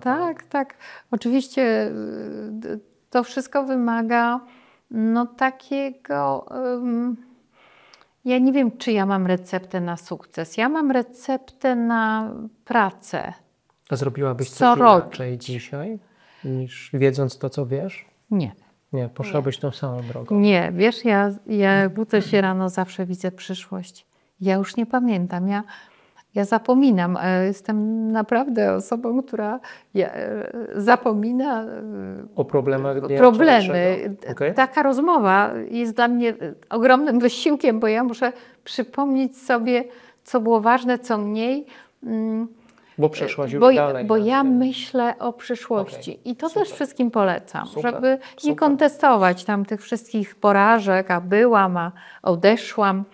Trochę się tu przed Państwem otworzyłam, bo robię to dla kobiet, żeby wiedziały, że nawet z każdej sytuacji takiego zagrożenia, złego samopoczucia z osobą, która nami zarządza, można wyjść. Można wyjść, można odejść, dzisiaj to można też to zgłosić. W tamtych czasach to było zupełnie jakby nie stosowało się tego. Natomiast siła nasza bierze się z tego, w co wierzymy i drogi dalej. Świetnie, I ja tak staram się tak funkcjonować. Wiem, bo pracowałem w mediach wcale nie krótko, w tym wspominanej tutaj stacji telewizyjnej, że ludzie lubią z tobą pracować, reżyserzy, scenarzyści, aktorzy. Z jakiego powodu, jak myślisz? Nie, chyba nie wszyscy, nie przesadzaj. Jest bardzo dużo osób, które... Nie? Widzą, że jak Kośmicka pokręci, czy produkuje, nie wiem, bo ja o tym nie wiem, wiesz, nikt nie przychodzi, nie mówi to nie mi przyjmują tak wprost, propozycji? ale wiesz, ile razy próbowałam zaprosić pana Więckiewicza, żeby zagrał w jakimś moim serialu. Nigdy się nie zgodził. To są pojedyncze przypadki. Ja się naprawdę solidnie przygotowywałem do naszej rozmowy, zbierałem ten feedback, więc wiem, że lubią i chcą z tobą pracować. I tak przykornie zadaję to pytanie, z jakiego powodu, jak myślisz? Nie wiem, po prostu dla mnie najważniejsza jest po prostu miła atmosfera. Właśnie, a to w takim razie czego ty szukasz u swoich współpracowników? Lojalności, z tym jest słabo. No bo co, branża taka jest w ogóle, tak? Że dziś dla ciebie, jutro dla kogoś innego. Za 20 zł więcej, idę tam po 20 zł więcej. Brak cierpliwości, czyli ta kariera musi być już. Ja, żeby być dziś tu, gdzie jestem, przeszłam drogę 27 lat. Dziś młode pokolenie chce mieć teraz. Ale jak to, Pani Doroto, jaki skończyć kurs, żeby być tak jak Pani? W weekend najlepiej zrobić go. Jaki kurs? Chryste, no nie ma kursu. Nie ma drogi jest na życie. My jesteśmy z pokolenia, że wywalili nas oknem, weszliśmy kominem, tak? Nie pytaliśmy, za ile pracujemy, ale to były inne czasy. Dzisiaj młodzież jest bardziej taka niecierpliwa. I to chyba jest taka podstawowa różnica, bo ta cierpliwość oczywiście ona im z wiekiem przyjdzie, ale pewne rzeczy stracą, bo bardzo szybko podejmują decyzję, że nie, tu nie będę, bo ja muszę zarabiać 14 000, nie. Ile? Nie ma odroczonej gratyfikacji. Dlaczego? Są krótkoterminowe zyski, prawda? Tak, więc jakby to się zmieniło. Młodzież jest też wspaniała. Mam wybitnych scenarzystów, bardzo młodych facetów. Lubisz tą pracę z młodymi ludźmi? Lubię, tak, lubię. Ale też ich obserwuję i w pewnym momencie jak ktoś tego mozołu codzienności, dzwoniania się o 9:30, Zooma o 11:00, o 12:00 produkcyjny, tego, co ja narzucam, no bo jednak narzucam pewien system pracy, który stworzyłam i to jest moje know-how i stworzyliśmy to z Janem razem, czyli pewien rytm pracy w obrębie grupy produkcyjnej, a potem grupy zdjęciowej, a potem grupy postprodukcyjnej. Przepraszam, że przynudzam, ale to moja praca ciekawe, też polega oczywiście. na organizacji, na raportowaniu etapów produkcji, rozliczaniu i tak dalej. Mamy teraz świetnego szefa produkcji, Jarek Boliński, dołączył do nas ponad pół roku temu i jakby razem jeszcze doprecyzowujemy sobie, jak idealnie stworzyć tę formułę, żeby połączyć kreatywność z pewną stanem kryzysu, w którym w ogóle świat się znalazł i malejących budżetów, ogromnych problemów w transformacji widowni, czyli tej widowni, która teraz odchodzi od telewizji ogólnodostępnych, przechodzi do platform. No tak, nasze dzieci nie potrzebują telewizora, żeby oglądać seriale albo szukać tego właściwego kontentu. Są też problemy, no nie wiem, telewizja Polska, telewizja TVN, to są wszystko różne sytuacje, w których my bierzemy udział, a produkcja musi iść dalej i widz musi mieć kolejny odcinek i on musi być jeszcze lepszy, bo poprzeczka jest wysoko zawieszona. Więc oprócz rzeczy wspaniałych, jak premiery, nagrody i co niedziela Taniec z Gwiazdami, który produkuje Jake Vision i mój przyjaciel Jan Gębiński, razem z panią Kasią Wajdą i panią Edytą. To też jest taki twór, produkcja wspólnie ze stacją, która dzieli kompetencje między kilka osób, a jednocześnie powstaje jeden program. Tak? I to też jest taka wyżej postawiona, podniesiona poprzeczka. Film rządzi się jeszcze innymi prawami. Tutaj w ciągu 2 lat coś powstaje. To ma inny rytm. Natomiast bycie producentem to jest określanie rytmów, tworzenie struktury, cały czas obserwowanie ludzi, ich kompetencji i tego, czy to jest tak, jak się umówiliśmy, a może nie jest, ale to, co musi towarzyszyć temu procesowi, to jest miła atmosfera. I to jest bardzo ważne. Okay. Może w biznesie eterycznym wyłącznie, ale moja mama w gabinecie, który prowadziła wiele lat, na widok każdego pacjenta uśmiechała się swoim pięknym uśmiechem. Jak miło panią widzieć. A to nie musiała tego robić. Po prostu taka była. Dokładnie. I zresztą sama wspominasz, że chcesz tworzyć środowisko pracy, które dba również o higienę psychiczną. Psychiczną, tak. No szacunek. Tak. Czyli można zawsze do mnie przyjść i zawsze ze mną porozmawiać. Jeśli zdarzają się na planie sytuacje, gdzie ktoś się źle czuje, to ja jestem na planie codziennie. Jeśli mnie nie ma, to ja jestem cały czas w kontakcie z zespołem, bo wiem, że oni są w trakcie procesu tworzenia tego dzieła i trzeba być bardzo skupionym na ich potrzebach. No to zacne, ale czy da się ten ciężar nosić tak codziennie? A jak? A jak musisz, no jesteś producentem. Okay. Wiesz, ja nie mam takiego ciężaru, że ja muszę wstać o 4 rano jak oni.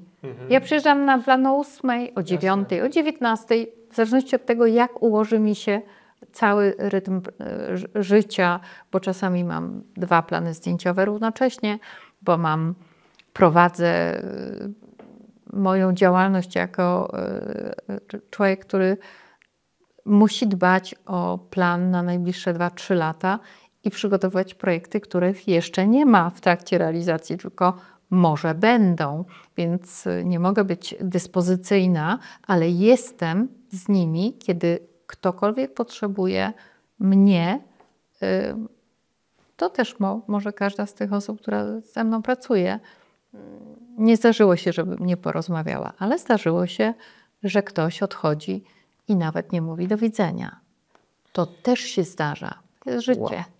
No tak. Jest życie.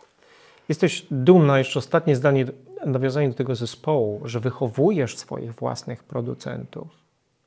Tak, jestem z tego dumna i z nich też jestem dumna. To jest jakiś rodzaj takiej sukcesji? Już tam coś zostawiasz po sobie? Tak, żeby właśnie... Oni pewnie odejdą i zaraz będą pracować z innymi producentami. Ja ich po prostu uczę. I ja lubię zdolnych ludzi, którym niewiele trzeba zmuszać, żeby poszli na studia, żeby nie byli tylko scenarzystami, ale też próbowali reżyserować. Operatorów namawiam, żeby zostali reżyserami wideo. Łukasz Kośmicki, który dziś już nie jest operatorem, ale też reżyserem wielu fajnych rzeczy. I ja lubię mobilizować. Mężem i zostajecie cały czas w dobrych relacjach. Tak. To też unikalne.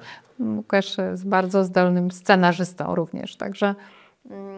Ale moimi producentami stali się Malcolm XD i Łukasz Sychowicz i teraz Małgosia Dacko, która zaczyna u mnie swoje projekty już fabularne, więc oczywiście mówię u mnie, ale to mam na myśli siebie i Jaśka, mojego wspólnika, więc pewnie jest nam lepiej też. Bardzo polecam wszystkim przedsiębiorcom jednak pracę ze wspólnikiem. To jest, jeśli chodzi o to obciążenie, odpowiedzialność, To jest możliwość podzielenia się tym, czego nie wiemy, czego się lękam, decyzji, nieustanne przegadywanie, czy ja dobrze zrobiłam, czy dobrze robię. Myślę, że jak 2 razy dziennie do Janka nie zadzwonię, to jestem chora, bo chcę dowiedzieć się, czy ja dobrze robię. Chcę usłyszeć, co on robi.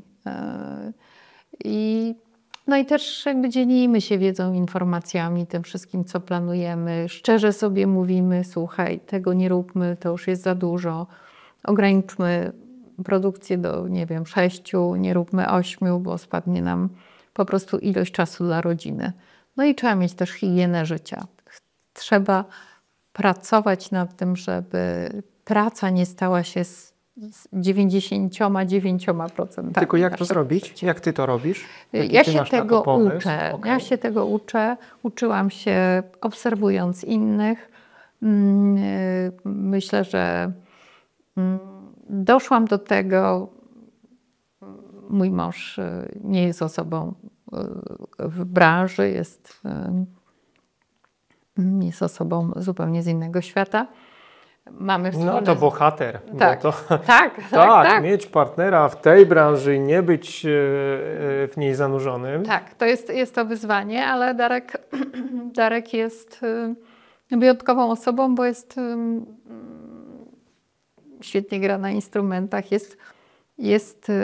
kocha kino, teatr, no jest taką moją bratnią duszą.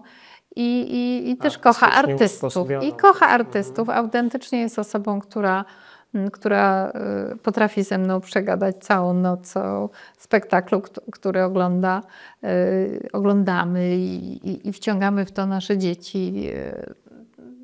Jest też bardzo umuzykalniony, więc... Ale no, twardo stąpa po ziemi, bo zawód ma dosyć, nazwijmy to, mundurowy, w związku z czym jest też takim moim balansem. No, jak ja już przychodzę do domu, to ja wiem, że się mogę zresetować, zregenerować, że to jest moja... To jest takie miejsce... Komputer odłożony już? Nie ma, wiesz? Ja nie mam. Nie, absolutnie on i mój syn, który na stałe z nami mieszka, 14-letni, Kamilek, jakby wszystkie rzeczy robimy, odkąd wchodzę do domu razem i nie ma jakiejś pracy. Ja oczywiście czytam, oglądam, dzielę się z nimi opiniami, ale już ta praca, postanowiłam, że praca w niedzielę nie, a bardzo wiele lat jednak pracowałam w weekendy. Więc... To jest świetna recepta, wiesz, bardzo często rozmawiam w procesach rozwojowych z osobami, które mówią, że nie mogą sobie z tym poradzić. Tak, to nie jest to jest właśnie bardzo prosta naprawdę i skuteczna recepta. Mówię, uczyńcie strażnikami tych swoich nawyków waszych najbliższych. Tak? To oni zadbają o to, będą was walić po łapach za każdym razem, mniej czy bardziej empatycznie, wskazywać tę potrzebę odłączenia się od pracy, bycia tu i teraz. Świetnie. Co jest miarą sukcesu w twoim biznesie? Liczba widzów, sam zdobytych nagród. Twój ostatni rating, tak? Czyli udział w rynku. Mi się wydaje, że ja dzisiaj sukces w czym innym widzę. To ciekawe. W satysfakcji, wiesz? Satysfakcji, jaką mam. Swojej własnej. Ja mam satysfakcję z tego, że widzę ludzi, którzy siedzą ze mną przy jednym stole, siedzą czasami pierwszy raz i są tak świetni, mają lepsze pomysły niż ja. Potrafią analizować scenariusz z większą przenikliwością niż ja to potrafię. Mają po 20 parę, 30 parę lat, a są odpowiedzialni. Mają po 2 dzieci, potrafią zrywać się o 4 rano z uśmiechem, witać mnie na planie. Są świetni. I to jest moja satysfakcja, że ja ich mam, że oni mnie otaczają. No ależ to jest ważne, co mówisz. A też musisz pozwalać im rosnąć i stwarzać ten odpowiedni klimat. I staram się, wiesz, tak trzymać z daleka, żeby oni mogli się rozwijać, bo to nie, wiesz, nie sztuka jest zaprosić kogoś i potem zupełnie go ograniczyć. Oczywiście zdarzają się porażki i zapraszasz młodego człowieka, a on w jakiś sposób jest zablokowany i nie umie nawiązać relacji z grupą. To się zdarza, bo to nie jest łatwe. Nie jest łatwe stać się reżyserem na planie i zawładnąć wszystkimi duszami. To jest rodzaj namaszczenia. To potrafi Ksawery Żuławski, Palkowski, Bochniak. Ale no, to jest jakaś taka czołówka, nie? Kasia Adamik, pani Agnieszka Holland, to są jakieś guru. Natomiast dzisiaj ja woduję te talenty, obserwuję i myślę, że mi się tak zdarza, że nie każdy się tak świetnie poczuje zwodowany, bo też i się może spodziewali czegoś innego, ale w 90% jednak się udaje. Super. A co jest najtrudniejsze z kolei w tej twojej działalności? Co ci przysparza najwięcej kłopotów? Taka niepewność dzisiaj tego rynku mediów.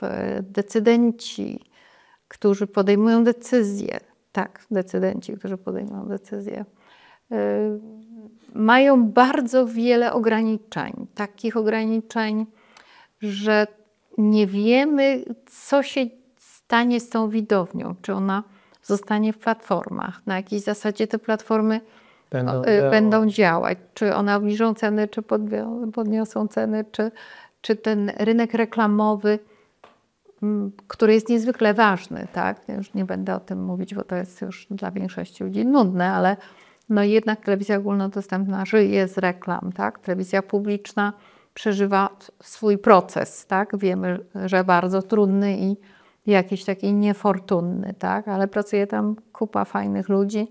2 dni temu zaczęły się zdjęcia do rodzinki, potrafili postawić serial. No jakby starają się, nie? Ale to nie jest łatwe. Jest nieporównywalne do rynków zachodnich. My naprawdę nie mamy tak łatwo, bo na wszystko są potrzebne pieniądze i to ogromne. A my nie jesteśmy najbogatszym krajem świata. Co się dzisiaj dzieje wokół nas, to widzimy. Także to bywa. Tak. Może jest tam trochę podobnie, tylko w dolarach bądź w euro. No tak, a my zarabiamy w złotówkach. To jest właśnie ta różnica, że my robimy filmy w złotówkach, a oglądamy w euro. To jest taka, tak, wiesz, to jest trudne. Tak, nasi widzowie czy słuchacze mieli fajne wyobrażenie, to wspominałaś, że koszt takiego dobrego odcinka serialowego na poziomie to około 2-3 miliony złotych, prawda? Tak, Więc jeżeli produkujesz taką serię 8-10 epizodów, to daje na wyobrażenie, jaka tam jest odpowiedzialność, jaki koszt, jakie potencjalne potem spodziewane zyski. I jakie ryzyko. I jakie ryzyko. Ogromne ryzyko. No dobra, no to... Ale też przyjemność i radość z tego, bo to musi być zawsze radość.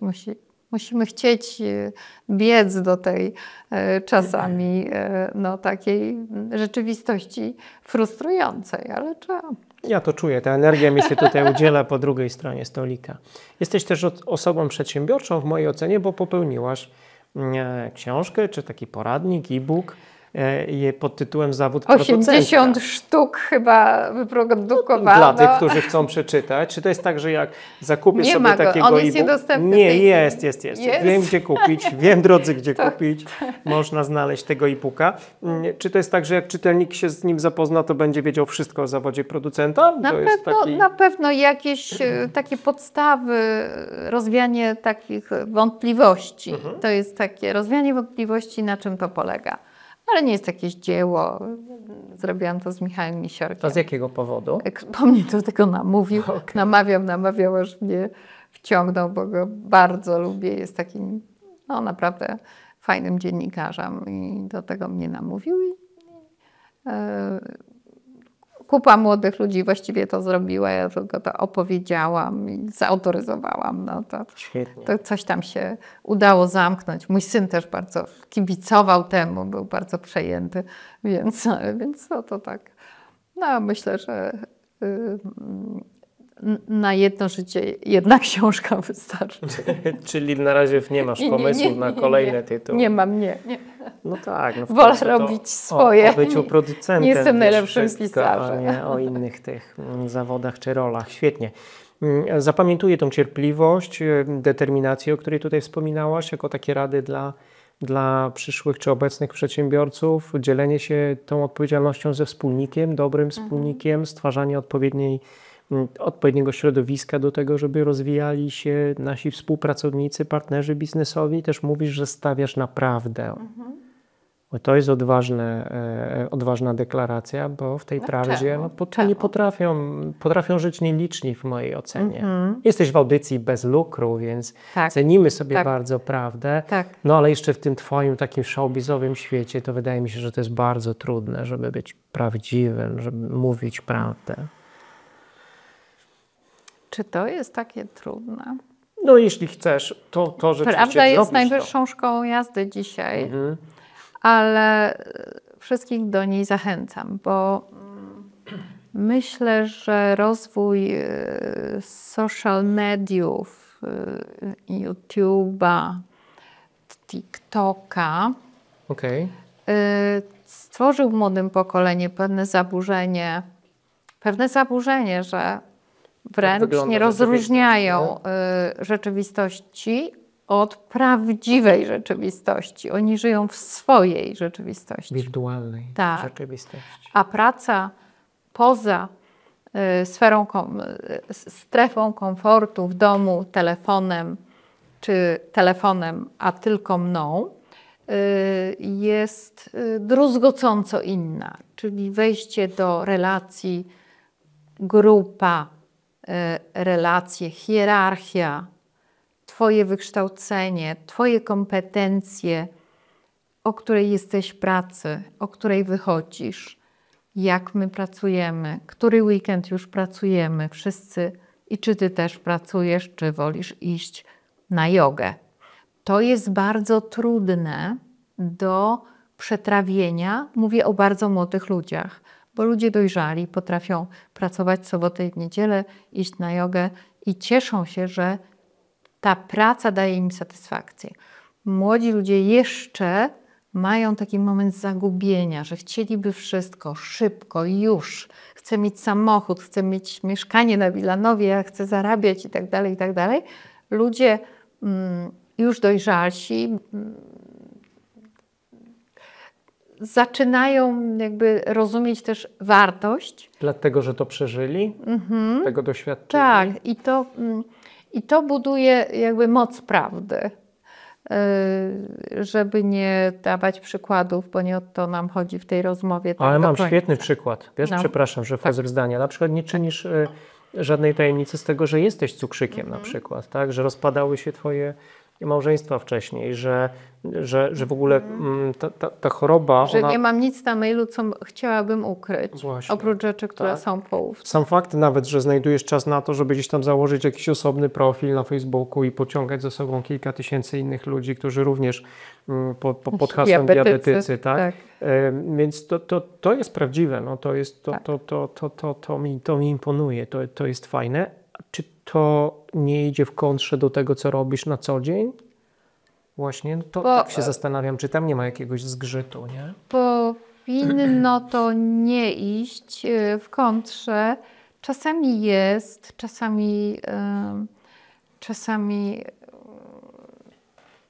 czasami obrywam za to, że się dzielę wiedzą, że ludzi uczę, że nie chowam wszystkiego dla siebie, nie robię tych tajemnic, ale już że mówię otwarcie.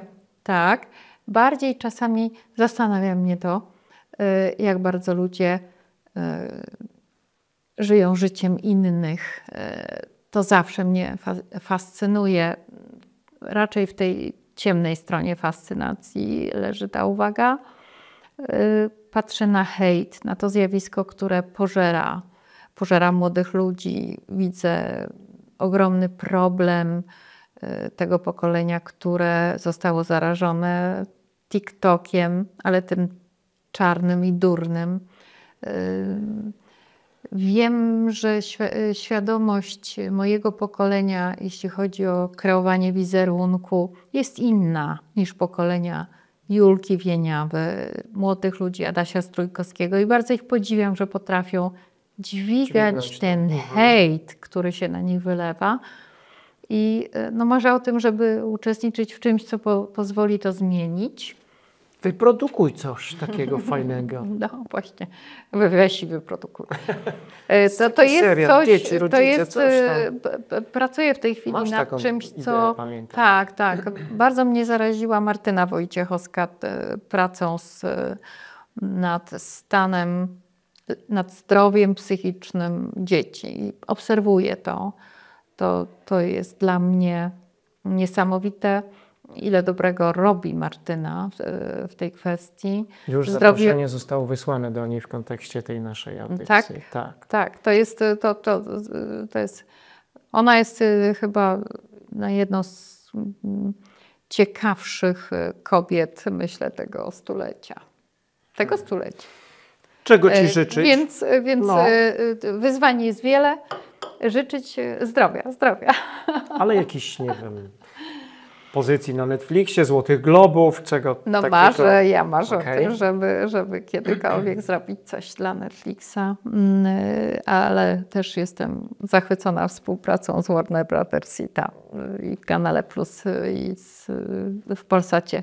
Wszędzie są świetni ludzie, liczy się po prostu fajna grupa, która, jeśli jest dobra energia w tej grupie, wspomniałeś tutaj o energii, to nie bójmy się tego słowa. To, co nazywamy energią, czy dobrą atmosferą, to jest jedno. Jeśli czujemy, że coś nas krępuje, ktoś nas krępuje, źle się czujemy wobec jakiejś osoby, to jeśli nie stać nas na szczerość, to należy się ewakuować. Super. A w naszej branży dobra atmosfera to podstawa. Jesteś spełniona? Tak. Szczęśliwa? Tak. No, nie chcę epatować tym swoim szczęściem, bo wiecie, jak to można być szczęśliwym, jak tu jest wojna.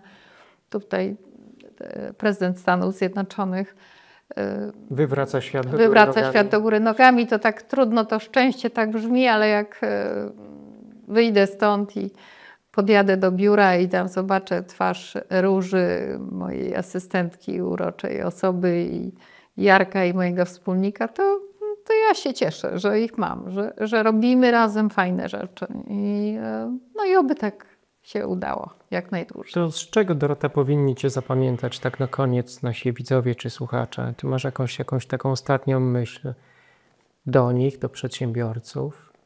Powiedziałaś już tyle fajnych i ciekawych rzeczy. Myślę, że da się przyjaźnić w biznesie. Pięknie. I to, pamiętajcie, jest też możliwe. Trzeba w to wierzyć, ale też trzeba się tego nauczyć i to dać. Trzeba dawać, nie tylko brać. Piękne podsumowanie tej rozmowy. Mam nadzieję, że obejrzy ją ten facet od Dziękuję. gimnastyki tam z TVN-u. Już go nie ma. Nie ma go już. Nie, już go nie ma. Ale jest w ogóle? Jest? W ogóle gdzieś jest, ale staram się już tego nie Nie pamiętać. pamiętać. To jest fajne. Życzę tego wszystkim kobietom, żeby tak. nie pamiętały, szły do przodu, omijały. Facetom też tego trzeba życzyć. Mężczyznom wiesz. też, tak. Chociaż jednak jest kobiet w naszej branży, o której rozmawialiśmy, dużo mniej, więc cały czas te parytety. Świetnie, dokładnie. To też zapamiętujemy. Tyle tutaj też jeszcze nazwisk wymieniłaś, że wszystkie przywołamy chyba w opisie tego odcinka. Zapraszam. Trzymamy kciuki, kibicujemy temu Netflixowi, Złotym Globom i wszystkiemu temu, co tam sobie postanowisz. Rób dalej świetną robotę. Wracaj jak najszybciej z The Office, to jest moja osobista prośba. Po Kasie i Tomka to nie wiem, czy jest jeszcze pomysł odświeżać, ale to był pierwszy taki serial, który właśnie zawładnął w tej TVN-owej stajni. Niech się darzy dobrze. Dziękuję za te wszystkie dobrze opowiedziane historie. Dziękuję bardzo. Bardzo mi było miło. Gratuluję Ci wyboru. Ten czas spędzony z nami to była świetna inwestycja.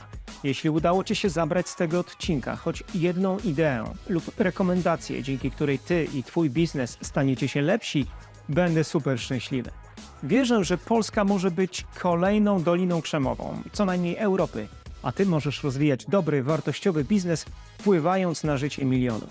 Jeśli się ze mną zgadzasz, polub podcast Biznes bez lukru lub podeślij ten odcinek komuś, na kim Ci naprawdę zależy. Dziękuję. Do zobaczenia wkrótce.